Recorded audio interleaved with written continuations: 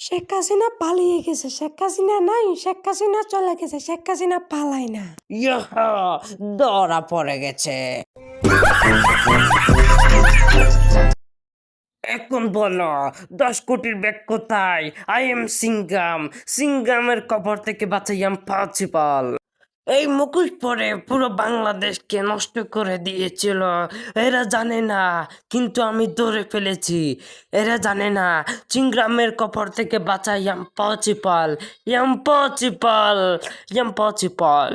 গত 1 বছর ধরে তোকে ধরার জন্য আমি কত চেষ্টা করেছি, কিন্তু ধরতে পারে নাই। আজ ধরে ফেলেছি, তোকে আর ছাড়বো না। তুই আমাকে ধরেছিস, এটা যদি মোদি জানতে পারে তাহলে তোর অবস্থা 12টা বাজিয়ে দেবে। কারণ মোদি হলো আমার স্বামী।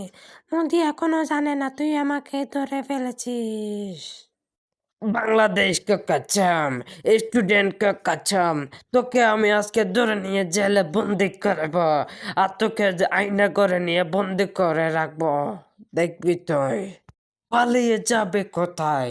চারিদিকে আমি পুলিশ দিয়ে গেরুয়া করে দিয়েছি। মুদিকে আমি ধরে ফেলবো।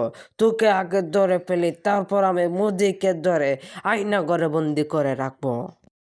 মোদি বাঁচাও, আমাকে সিংগ্রাম গ্রেফতার করতে এসেছে। মোদি বাঁচাও।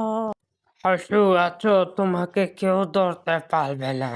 চলো, তুমি ইন্ডিয়াতে চলে যাবে। চলে এসো, তাড়াতাড়ি চলে এসো।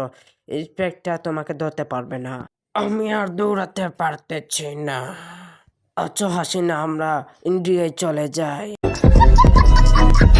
চলো আমরা ইন্ডিয়ায় চলে যাই। ইন্ডিয়া গিয়ে বাংলাদেশকে বন্যায় ডুবিয়ে মারবো আমি।